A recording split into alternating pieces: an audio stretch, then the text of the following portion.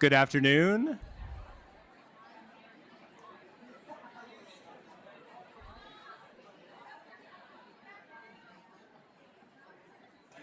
All right, good afternoon, everyone. We are going to get started with our keynote presentation for the Early Career Teaching Institute in 2026. Once again, thank you so much for joining us today, our cooperating teachers, our early career teachers, UW-Madison faculty and staff, phenomenal invited guests. Super happy to have this opportunity to join together and to welcome our National Teacher of the Year to share some remarks to help ground us and sustain us in this work of teaching. As I begin, I'd like to take a moment to acknowledge the history of this institution and the land on which it sits. Humans have called this place home for over 12,000 years. Today, we acknowledge that the University of Wisconsin-Madison resides on the ancestral land of the Ho-Chunk Nation, the people of the Big Voice, who have called this land Dejope since time immemorial. As a university community, we continue to create and build upon our partnerships with the 12 First Nations of Wisconsin. And as a state university, we respect the inherent sovereignty and unique legal status as affirmed and set forth in state and federal law of Wisconsin tribal nations. This afternoon, the Associate Dean for Strategy and Innovation in the Dean's Office at the School of Education, Dr. Carol Griggs, will share a welcome with our community. Then, one of our early career teachers from our secondary English and ESL program, Luke Fronda, will introduce the 2025 National Teacher of the Year, Ashlie Crosson. After Ms. Crosson's presentation, you will have an opportunity to ask questions during a Q&A followed by a reception. I'd like to give a special thank you and a shout out to Mary T. and Ted D. Kellner, the Kellner Badger for Life Fund, and Propel. It is because of their generosity that ECTI, as well as today's presentation by our keynote speaker, was made possible. Additionally, we'd like to thank Ms. Christine L. Lodwick and Mr. Philip L. Lodwick, whose generous donations allowed us to add a cooperating teacher day to the Early Career Teaching Institute. Whoop, whoop. Creating the opportunity for our incredible teacher mentors to join us and our early career educators today. Now it's my pleasure to introduce you to Associate Dean for Strategy and Innovation in the Dean's Office, Dr. Carol Griggs. Dr. Griggs has, hold that applause, we'll get there. Dr. Griggs has served as the Associate Dean for Strategy and Innovation since January 2026. Prior to this role, she served as the Deputy Chief of Staff in UW-Madison's Office of the Chancellor, where she has supported internal operations and initiatives to advance the priorities of the university. Prior to her time in the Chancellor's office, Carol was the Associate Executive Director and Director of Operations at UHS, University Health Services, where she played an essential role in pandemic response efforts and campus readiness. Warm those hands up now. Could I get some spirit fingers? All right. Please join me in welcoming Dr. Carol Griggs.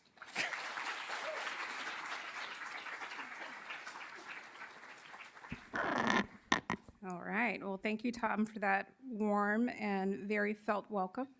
So good afternoon, everyone. It is such a pleasure to be with you this evening, and welcome to the 2026 Early Career Teaching Institute.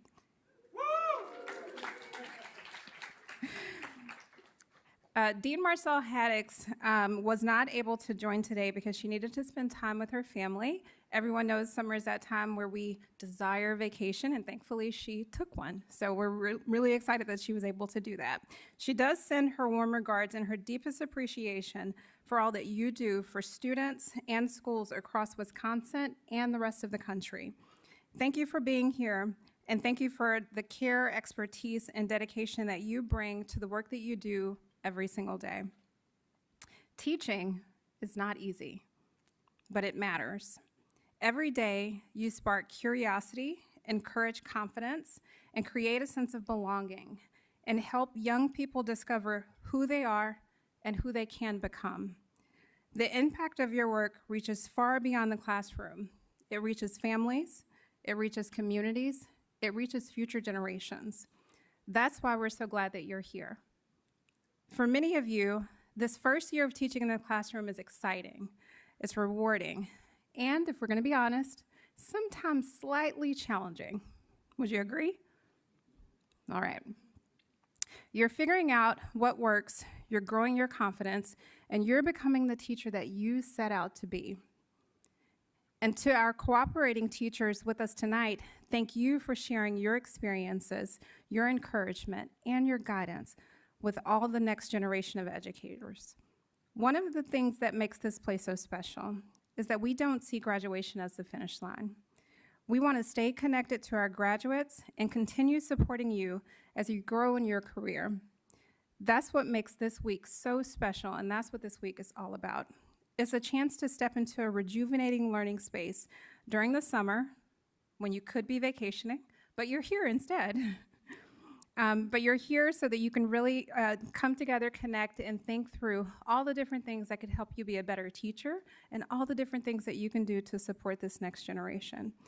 You're also here to learn from one another and to take home new ideas that you can put into work as you begin planning this upcoming school year. Just as importantly, it's a chance to reconnect with classmates, colleagues, faculty, and a network that's here to support you along the way, even after you've left campus. We hope you leave with fresh ideas, renewed energy, and confidence that comes from knowing you're not doing this work alone. You have a full network here supporting you and cheering you on. We're especially honored to welcome the 2025 National Teacher of the Year, Ashlie Crosson, not croissant, which she kindly told me at the table. We're grateful she's here today, and I know that you'll enjoy hearing from her. Before we hear from Ashlie, though, I'd like to introduce Luke Fronda. Luke earned his bachelor's degree in English from UW-Madison's College of Letters and Science in 2024, and his master's degree in secondary English and ESL from our very own Department of Curriculum and Instruction in 2025. After completing his first year of teaching in Wanakee High School this spring, he's back on campus at his very first early career teaching institute. Please join me in welcoming Luke.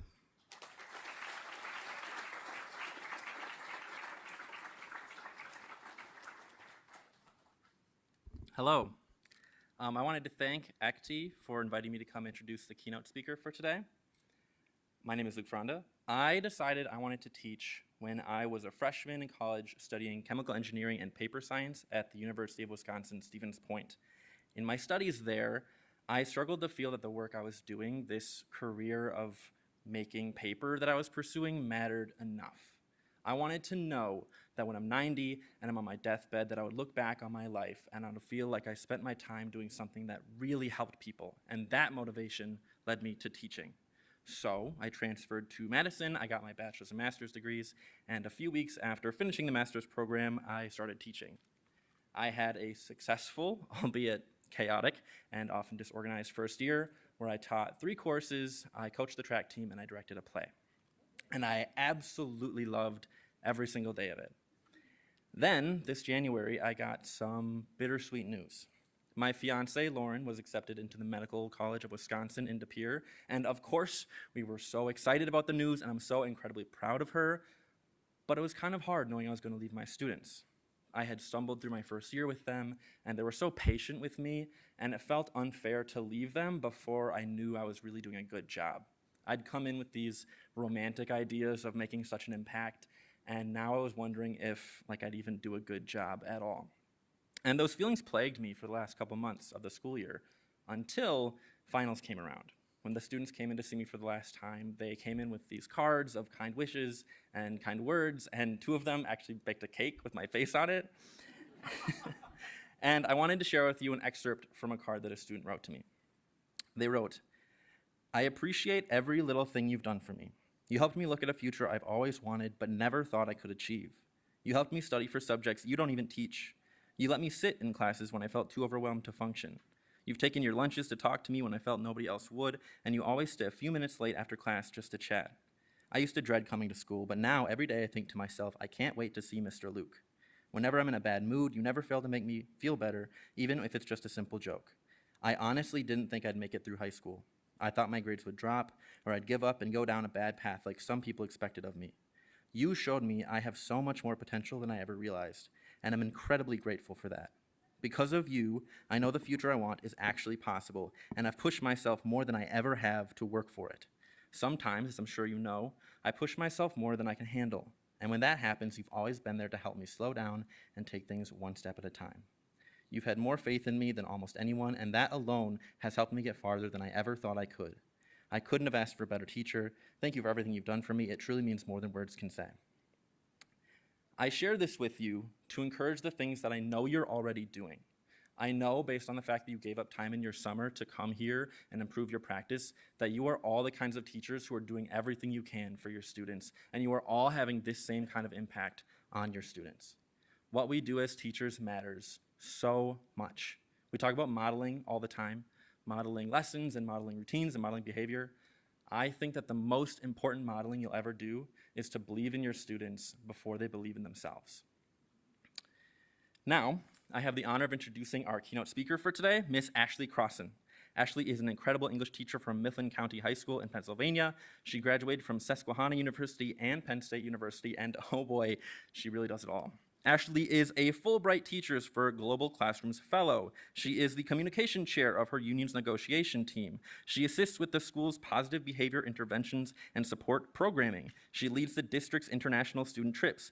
She co-hosts a teaching podcast called The PL Playbook, and as part of a statewide committee, Crosson helped to add a global framework to Pennsylvania's standards-aligned system. She is an incredibly experienced and kind and passionate person, and she has a massively important lesson for us about authenticity and the power of helping students discover their own voice. So please help me to welcome the CCSSO 2025 Teacher of the Year, Miss Ashlie Crosson.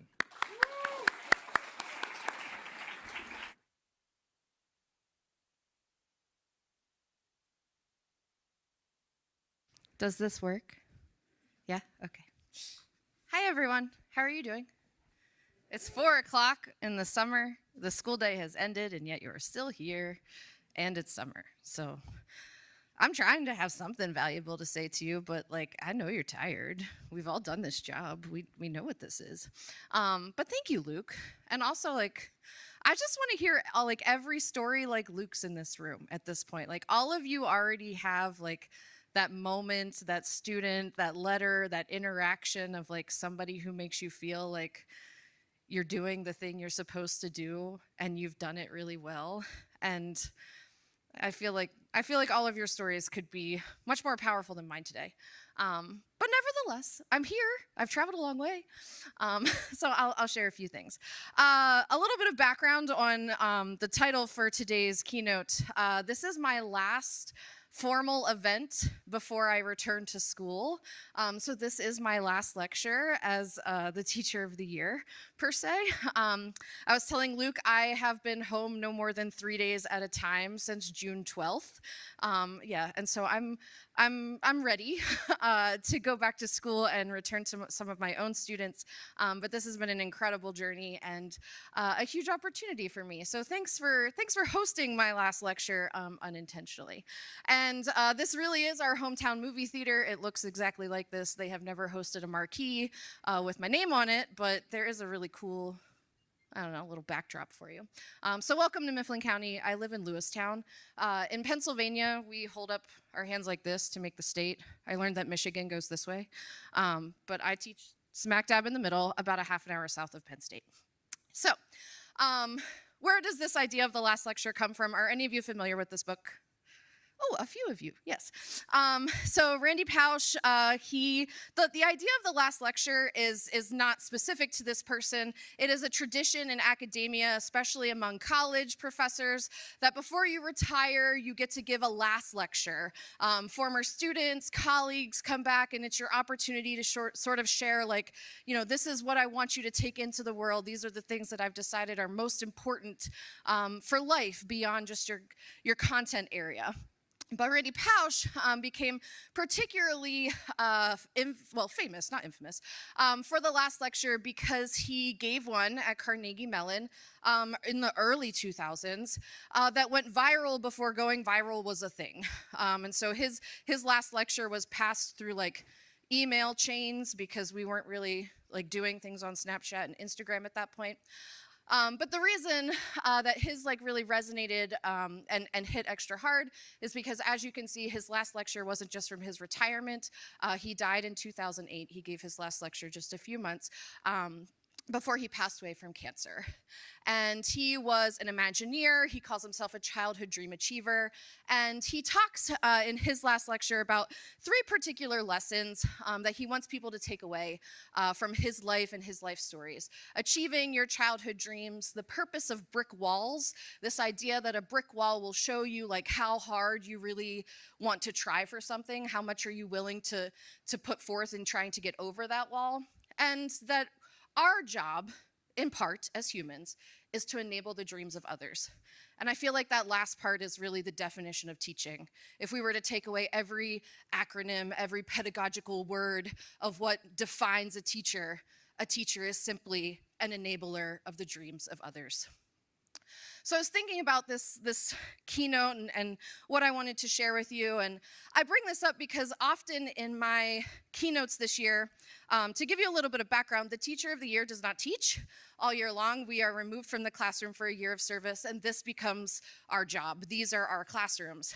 And at the beginning of this school year, I struggled tremendously with that shift. I didn't know who I was without a room full of 15 and 16-year-olds. I didn't know who I was without my content and my curriculum and my syllabus and all of the things that I had come to love. And so I started sort of figuring out, well, how do I bring those pieces of me into these keynotes and into these new versions of a lesson plan? We use the last lecture in my AP Lang class at the end of the year. It is an opportunity for my students to really analyze a beautiful piece of public speaking, but also to think about what pieces of advice do they want to pass on to next year's AP students?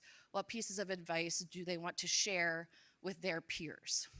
So I started bringing like different texts, articles, videos, things that I would usually be using in school at that time of year into my keynotes. And so along for this one came the last lecture, which really comes at the end of my school year when I'm in the classroom.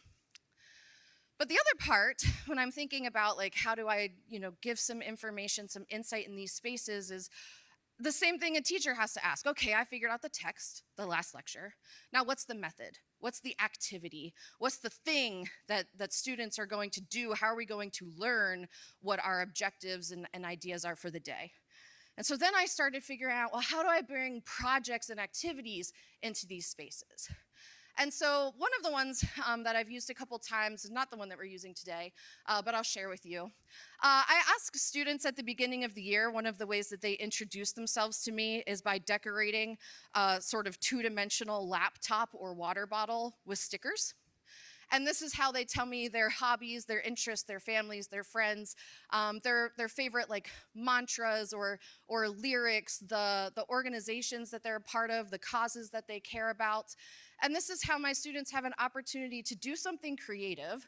They can draw their stickers by hand, or they can use AI to make some of them like I did. But it's also a chance for me to get to know them beyond an English student, to start to know who they are as a multifaceted, dynamic individual. And it also helps our students in my class start to figure out what they have in common with one another. They realize like 6 of them, I don't know, all of Chick-fil-A or something like that. And so this is one of the activities that I've brought into some of my keynotes in the past. There was one a few months ago where like this was literally the whole keynote. It was just a new sticker every time I had a new story to tell. But the one that I decided to use for today is something that I use repeatedly in class called Billboard Moments. I teach English, and we spend a lot of time on what we call golden lines.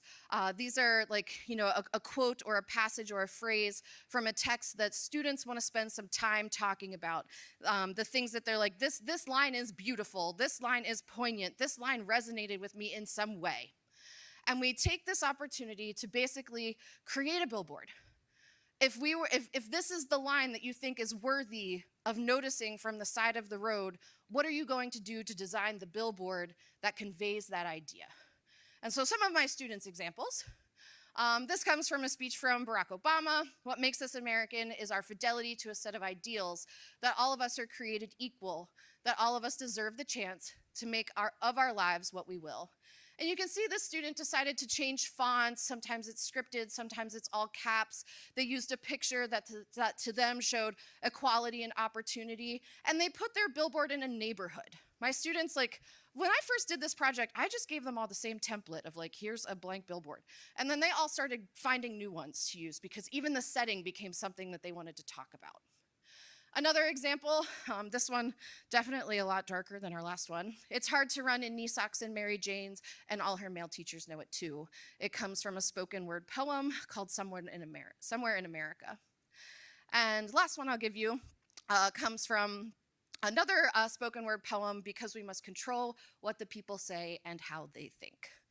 And so I decided this is how I wanted to deliver my last lecture to you. I wanted to give you some billboard moments from my own career, starting from even before my first year of teaching into who I've become now, in hopes that some pieces resonate with you in the way that they have for me. So in the beginning, I'm going to go way, way, way back. And I wanted to think about, in terms of this last lecture idea, like some last words that have really stuck with me in my career. And early on, before I even started teaching while I was in college, we had to do an externship, and you had to do these 40 hours of observations in order to get into the College of Ed at the university that I went to. And part of your assignment was to interview the administrator to ask what they look for in a teaching candidate. I thought this was a brilliant assignment. And like most students, I went back to my home district, to my home high school, and I did my 40 hours in May between when college ended and when the school year ended, which means I interviewed my own principal. And my principal knew me pretty well. I had a decent reputation in high school. And so it was a conversation I was looking forward to. Like this person was somebody that I had talked to before. It's not always the case with principals and, you know, former graduates, but it was for me. So we sit down, we're having this conversation, and I'm asking, like, you know, what do you prefer for classroom management? Like, all, you know, the list of questions. And then at the end, or towards the end, he says to me, "To be honest, Ashlie, I would hesitate to hire you." Thank you. Somebody scoffed. And I did.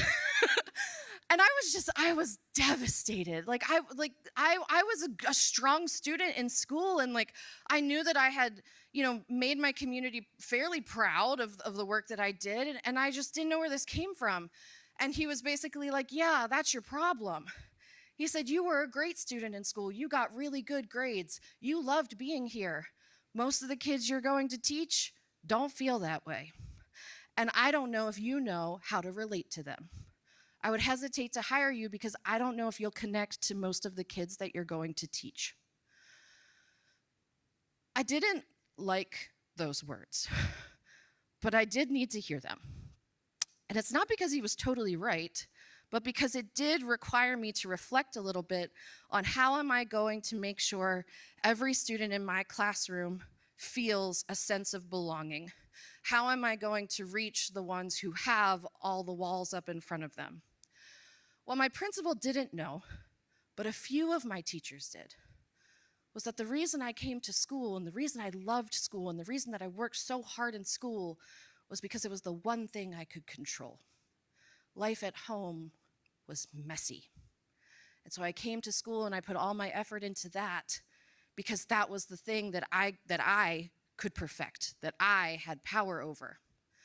And so I realized, like, yeah, the math, well, no, not the math never came easy. The English came easy, the math I worked on, but what would help me connect with my students is that constant reminder that we are all bringing a lot of parts of ourselves into our classroom. And I held on to that. And I kept this in mind, this reminder that I have to see my students and ask myself why, if they're not excited to come to school, is that the case if I'm going to be a good teacher? So what I learned from Mr. Varner, my principal, who is now my superintendent, he did hire me, is that our greatest asset is an open mind. And what amazes me the most in this space today is how many mentor teachers are here. You are here with an open mind, giving up days of your summer, even though you are already an expert teacher, because you know there's still more to learn.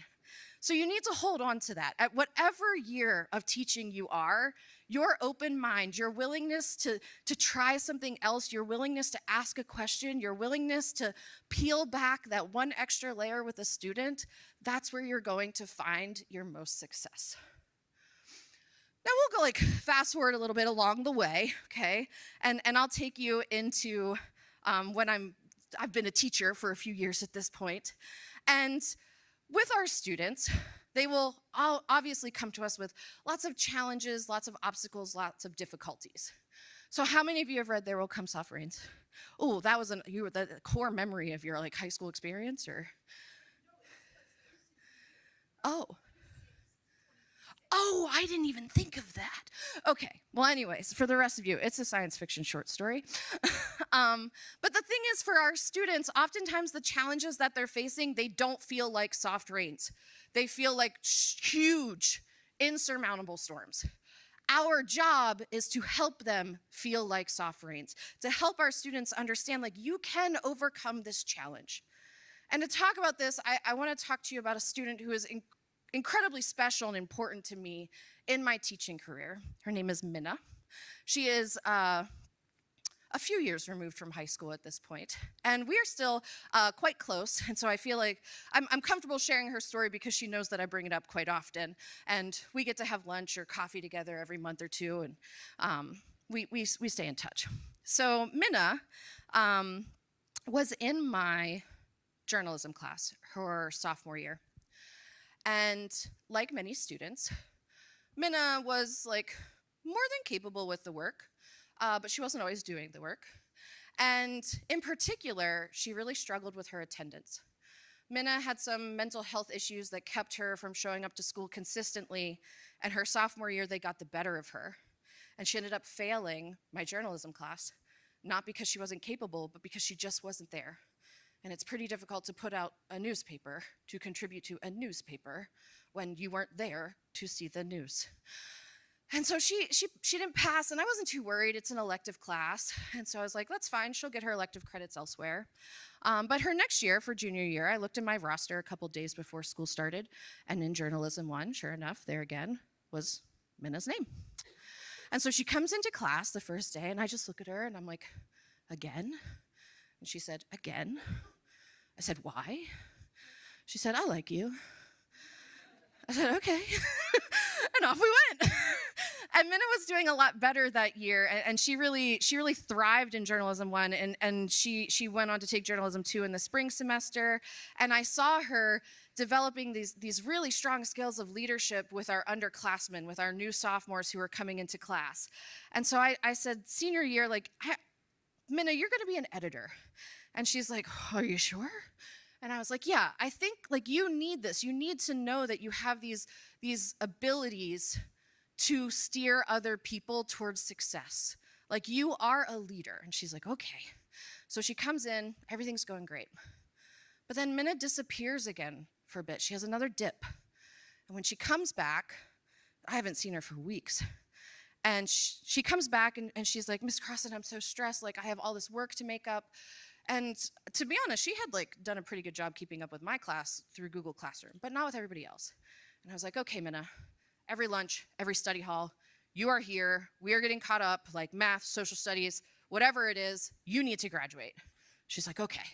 And so that's exactly what she does. She is in my class every free minute she has, pounding away at her back work.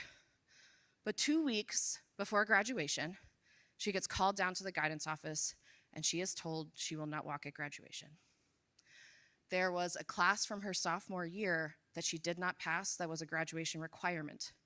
And they said, you cannot receive your diploma until you take that class. You must complete summer school. This is not a soft rain. Students have worked 12, 13 years. Families have, her mother lived in South Dakota. She was already on her way to Pennsylvania to visit for a few weeks, to see her baby walk across our graduation stage. This was not small. And I felt like there was nothing I could do. I can't go down to the guidance office and be like, she has to walk. Like, I can't, what can you do? And I felt so powerless. And that's a really difficult part of being a teacher. There's going to be times in students' lives where your control, your ability to fix it is truly very small. And so I did the only thing I could do. At the end of the year, I was about to take students to Europe, like literally the day after graduation. We were getting on a plane. And so I wasn't even going to be around while Minna was doing her summer school class. And I was afraid that without her peers and without her school and without that classroom that she had called home, that she wouldn't do the work. I was really worried that she wouldn't have the confidence in herself to do it all. And so I wrote her graduation card. I give every one of my seniors in journalism a gift and a graduation card. And in hers, I said, I know you haven't technically graduated yet, but you're going to, because you are capable of this work, and you deserve to make it. And then I wrote on there, I said, and when you do, like, we are going to throw a huge party. I can't wait to celebrate with you. I will see you in 2 weeks. And off I went. And 2 weeks goes by, I come back, and I don't have any word. You don't want to, like, follow up, because you don't want to, like, make it worse if they haven't done the work. I'm just waiting and waiting. And eventually, Minna sends me a message, and it is a picture of her high school diploma. And I start sobbing, and I'm so excited. I'm like sending, like all the emojis back, the exclamation points, even though apparently they don't mean excited anymore. I don't understand. I'm sending all the emojis back. But then she sends me another picture, and it's a tattoo on her arm in my handwriting that says, you deserve to make it. And that is far beyond anything I ever thought I would experience as a teacher. And I don't say that to brag about myself. I say that to remind us that we have no idea the memories they are making. Every one of your words, every one of your actions, every one of your interactions with students could become a core memory for them. And so we measure those words carefully. We ask ourselves every day, are we giving the best version of ourselves to our students so that they can be the best version back? But ultimately, we don't know what they're going to hold on to. And I certainly didn't think that that card that I wrote, in 90 seconds before I jumped on a plane would be it. But it was.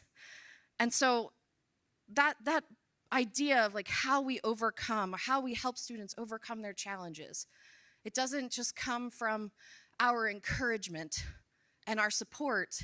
At the end of the day, like what I realized about the most successful parts of my teaching is I have to ask myself, have I given my students enough of me and enough of our class and enough opportunity for growth for them to no longer need me? And if I did, then that's success, because that's exactly what Minna did. She did it on her own. Nevertheless, there will come many not soft rains. I know in your conference over these few days, some of the discussions that you're having, even while I was reading through your tree earlier, you've talked a lot about sustainability. How do you sustain yourself in this profession? And so you have to ask, you have to think a little bit about your own not soft rains, because your life, your challenges, your obstacles are just as important as the ones that you're helping your students overcome. And so I don't share this part of my teaching practice with everyone in every space, but I do think it's important in a space filled with young educators who are trying to figure out how to make a 30-year profession out of this, because it's one of the most often questions I get. How do you avoid burnout? What do you do? And so for me, that is my not soft rain. I taught for 10 years, and then COVID hit. And funny enough, Luke, he's like, look at all the things that she does, and that's a pared back list from who I used to be. But what happened was in COVID, everybody was gone. And prior to COVID, I was the teacher who came to school at 7 a.m. I was the teacher who left at 7 p.m. I was the first car in the parking lot, the last one to leave. My whole identity was wrapped up in my job. And then everybody left. And when everybody left, I didn't know who I was anymore, because I had made my whole life, my students and my school community, to the point that I couldn't recognize myself without that anymore. And so COVID came, and it became one of the most challenging mental health situations of my career, because suddenly I was trying to figure out how do I define myself if I don't have this job. And on top of that, I decided to switch districts in 2020. So I never got to say goodbye to the students that I left in March. I never got to say goodbye to my colleagues. It was just an incomplete, unfinished year. And at the same time, at home, my significant other and I went through a really very challenging situation because he went to rehab. And he is 6 years sober, so life is good. Thank you. But going through all of that, like, that is a hard reign for a teacher, and you're trying to figure out, how do I show up for my students? How do I do this job professionally? How do I compartmentalize away that box so that I can be the person I'm supposed to be? And that became so difficult that I was like paralyzed by that fear. How do I go into this new school when I don't even know who I am? And so I did the thing you're supposed to do. I sought help. And in the very first conversation I had with a counselor, all I did was give them my fears over and over and over and over again. And to every one of them, all she said was, "But what if it's amazing?" Over and over and over again, until I was too exhausted to keep fighting. And I had to accept that it was just as likely to be amazing as it was to be awful. And that was what it took to get me that one step closer to day one at my new school. I now have across the top of my board, in those like fancy decal things that you'd use with a Cricut, "But what if it's amazing?" Because it's a message I need to see every day. It's one my students deserve to see too. But I say that not to really like dig into my own like personal situation, but to get to the greater lesson. You have to look for the helpers in this job. You cannot do it all on your own. You will not sustain yourself if you do. Helpers can be your significant other. It can be your dog. Mine is definitely my dog. It can be your counselor. It can be your instructional coach. It can be your best friend across the hall. It can be your mentor. Whatever, you have to look for the people who can help you. And when you start to feel weighed down, personally or professionally, you have to reach for the help. If there's anything that you take away from today, it's that one, because I know that it will come for you. It comes for all of us, and it comes repeatedly. Look for the helpers. Those aren't my words. They're Mr. Rogers, and he knows a thing or two about how to get through a day. So in the end, I want to end actually with the very beginning. The words that I gave to Minna really held her and really took her through a challenging time in her own high school experience. But the reason that I am a teacher is because a teacher of my own gave me words that took me through challenges. And they became the words that inspired me to become a teacher. When I was a student, I was kind of like Minna myself. I had an attendance problem. And I already told you things were pretty messy at home. I had a habit of not showing up to school, to the point that my own journalism teacher had a problem with it. And she pulled me aside one day, and I knew it was coming. Like you all know, right? Like, you've been the kid who got pulled aside for the one-on-one. Like, you knew it was coming. And so she pulls me aside for the one-on-one. And I'm ready for I have my defense. And she's like, "Your attendance, blah, blah." And I copped back with "My grades are fine." And she said, "I don't care about your grades. I care about you. I need you to be here." And that was all it took. It was the first time that a teacher had looked at me and said, "I value you. Not your productivity, not your GPA, not your grades or your skills or your assessments or your data or anything else. I value you. When you're not here, school is different, class is different. I need your input, I need your ideas. I need you in class." She made me feel like I mattered, and it didn't take long for me to realize that that's what I wanted to do with the rest of my life.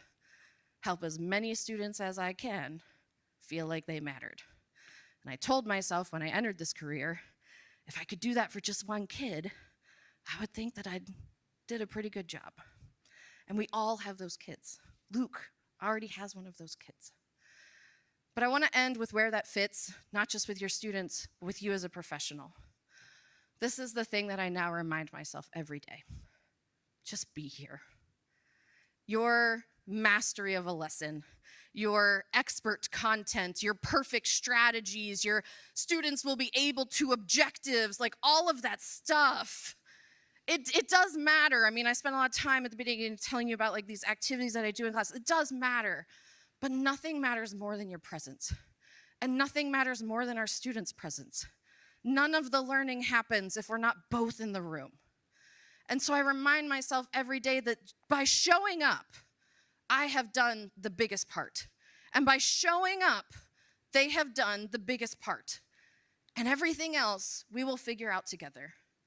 And it becomes my reminder when things get out of control. I talked to somebody at lunch today, they were talking about curriculum revision. How do you get curriculum changes to happen when you are the newbie? And it can be very frustrating sometimes to figure out how to make systemic changes in a school system. And when I start to spiral about those things, and when I start to feel like there's so much we need to fix and I can't do I remind myself to be here. That at the end of the day, there are 20 faces in front of me, and I can make a positive impact on them. And by doing so, they will have a positive impact on the people they are around, and so on and so forth. And that is how we make a change. That is how we bring good into the world. The best thing that I can do, the thing I deserve to do, is stand in the moment that I am in and be the person, the teacher I deserve to be. So I'll end with my own tag to add up here. Didn't plan that, but I like the way it worked out. Our most valuable gift to ourselves and to our students is our presence. Always, always cherish that moment, that interaction, that connection that you have between your students and the learning that's going on in your classroom, and know that the greatest thing that you did to make it happen was you showed up. It was you, more than anything else.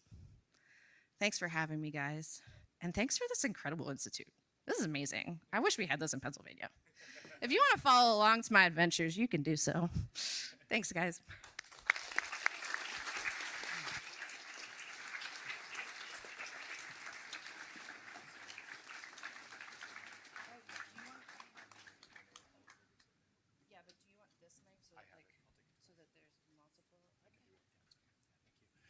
All right, we now have about 10 minutes for questions. If you do have a question, if you could just raise your hand and I will bring the mic to you.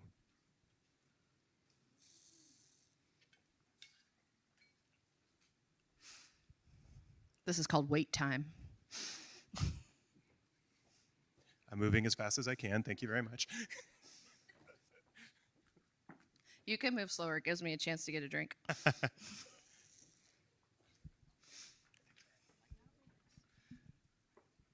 All right, is this thing on? Perfect. Yeah. Hello, thank you for coming. We appreciate it. I have a Absolutely. quick question. Going back to the last lecture book, you talked about the brick wall. What's your brick wall? Like the What are you going to run through? What would you tell us?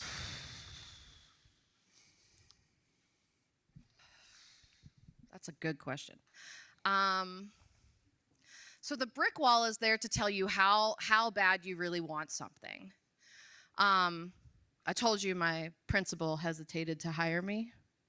He hesitated to hire me 3 times. And by that point, I taught elsewhere for 9 years. And I interviewed in my hometown district 3 times.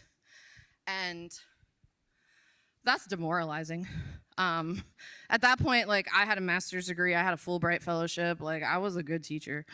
But I don't show up well in interviews. If you can't tell already, I'm like a real you get what you get kind of person. And my district administration, their interview process is very stone cold, professional, boards up their back kind of thing. I'm not getting a single laugh out of them. I know it.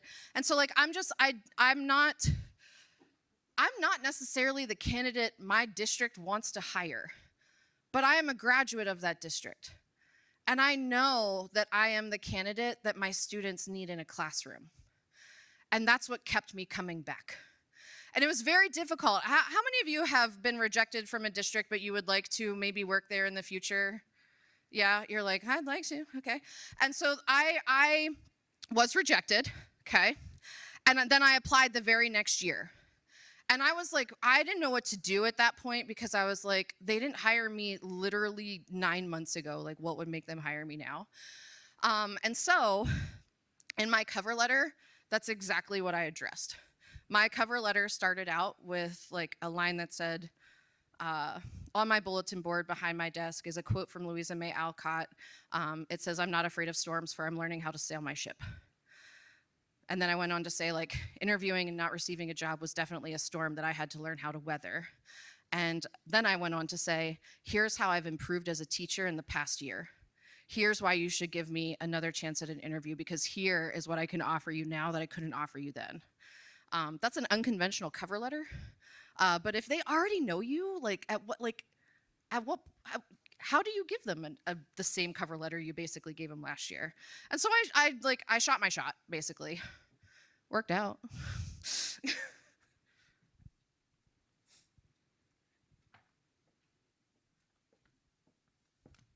I'm coming. Thank you, SP. You get to stay over there because there's 2 questions. So you'll Thank the Lord. you can use your teacher voice, No, but I also let's use the mic because we have online folks as well. We And have for the internet. accessibility reasons too, I think it's good to make sure that your voice carries. Although I have no doubt your teacher voice does. Hello. Hello. So my question is, I guess it's more English oriented, but also Yes. just teaching in general. What are you doing for teaching writing in the age of AI? Come to my NCTE session. So this is like one of the things I'm definitely most kind of anxious about coming, because I haven't been in the classroom for the past year, and like it existed 2 years ago, but I know this past year it's like really blown up. But for me, and I've talked about this to a couple different people even in this space today, I'm already a heavily project-based teacher. I am like wholeheartedly translating that to process-based at this point. Like the entire writing process I want to see, and not because like, it's not just that I'm afraid they'll use AI to do it at home. It's that like upon reflection, that is actually what I value. Like some teachers are like, yeah, now like we have to do all this stuff in class and like none of it's getting done in homework. It's taking so much time. And I'm like, yeah, but like, I do want to know that my students can like effectively brainstorm. I do want to see my students like really masterfully revise. I do want to observe my students have professional dialogue with their peers about like all of the parts of this that we weren't doing for time or whatever, that now we have to like turn our classrooms upside down and figure out what doesn't fit anymore. I think everything we're putting in is really valuable. And so I'm not mad about it anymore. And so, yeah, like the writing process, it's existed for all time. Why? Like, I'm just going back to it. And there's gonna be times where we can use AI. Like there will be moments where we can. There'll be places where like, I think this could be a good thought partner for you.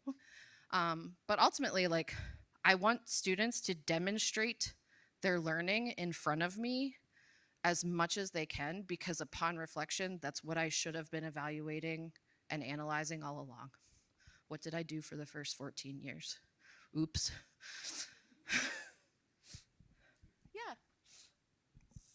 Okay, hi. I was just going to say, first of all, you're hilarious, and I would have appreciated having you as my teacher because I would have been thoroughly entertained at all moments. If teaching doesn't work out, maybe I can like go yeah, find I was those like teachers quit your day who job become comedians or yeah, something. go stand-up comedy for sure. I was just going to say that. Okay, so my question kind of goes hand in hand with yours with the AI. It's kind of a two-parter. The first part is, in this world of AI and like prior to the world of AI, how do you feel about typing versus writing in the classroom space? And then, like, in tandem with that, when you're prepping, I feel like I teach ESL and English, and I have been like wanting to shift back towards handwritten things, but there's a big pushback from the school with printing that much. And so I'm just curious, like, your history with it, and then if you feel like if you have a strong stance either way. Great question.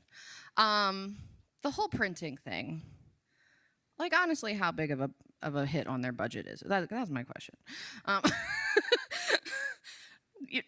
Find somebody who's tenured to ask that question. But like, the printing part, yeah, that's I guess I get it. But to the bigger question, I used to be much more computer typing based. I mean, just as an English teacher, like, my eyeballs can only handle so much student handwriting. But I have always been a start on paper. Like, when they're brainstorming, like, we're mind mapping, we're webbing, we're like, like, we're doing all these things on paper. And so moving it back to paper for the final draft kind of thing, I don't know. It takes me back to like second grade when like you would write the whole thing on paper, and then you would like have a day in the computer lab. I'm really showing my age here. You would have a day in the computer lab to type your final draft kind of thing. And so I guess like we could ultimately go to that. Like, I need to see what you hand wrote, and like if I've evaluated the process all along, then I know that what that looks like really is yours. And then we can have a day to type it so that I can read it more easily, I suppose. Where I really get hung up, I teach an AP class, and they're typed. AP is online at this point, and writing a 45-minute essay typing is a significantly different skill than writing. And I know it because we went through the shift 4 years ago to begin with. And so now I'm like, well, shoot, we have to do all this practice by hand, or that's what a lot of people are saying, but I know that ultimately they're going to have to type it. I haven't come up with the answer yet. Like, I'm gonna be like doing it live this school year as far as that goes. Yeah.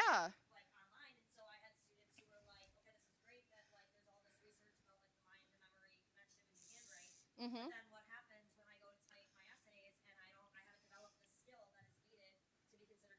Well, and just like when we shifted to the typing version of AP Lang, we learned how to outline in a type and then build sentences around it, basically, so that you could write a whole essay, and you could outline and write a whole essay in 45 minutes. They would type their outline in that test space, and then they would write sentences around it. And I haven't, like, I mean, honestly, like, we're probably still going to type a lot of our AP essays. And it's just going to be me wandering around the computer lab while they're doing it, making sure that they're really the one typing it for their practice essays. For their longer writing, we're going to be going through the whole writing process anyway. There's my answer. Thanks for helping me work through it. This is important. You got to like talk through as many problems as you have in teaching. Have a 5-minute conversation with somebody. You will work towards an answer that will get you to tomorrow. It might not get you to the next month, but like talk your problems out as much as possible. You will get to a place where you're like, okay, I know what to do next. Thank you for that. In the spirit of the last lecture, we have time for the last question. Like that. Nice job. Last question. Yep. Got you. Yep. Well, I'll be your opening act. Yep. This is great. We'll take it to the room. A last question. Oh, it's way over here. On it. How about I just come to you? Love your work. Who has a question? Here, you may borrow my microphone. So, as someone who savors language and creativity and meaningful connection, what is a book or a poem or a piece of writing that is a joy to share with your students? That's such a good question. Okay, well, like every English, like If is a great poem to like start with. Oh, geez. Hold on, give me some wait time, because I can't regret my answer.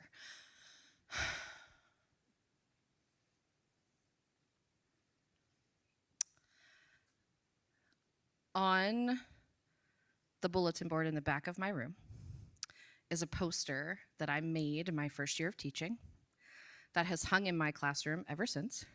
I made it in like actual Photoshop before it was easy to make posters in Canva. And I had to like individually pixelate this picture of the world and everything. But it's a quote from Margaret Mead that says, "Never doubt that a small group of thoughtful, committed citizens can change the world. Indeed, it is the only thing that ever has." And I think that's it. That's every classroom is a small group of thoughtful, committed citizens. And we get to change the world with them over and over again, year after year, class after class. And so, yeah, I think that's what I'm going with. That's my billboard moment. If you could join me again in a round of applause.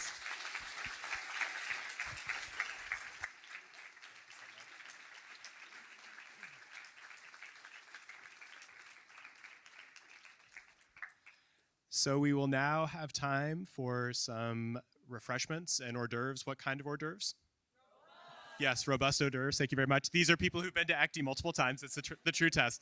So we will have robust hors d'oeuvres. That will be for the next hour or so. Early career teachers will start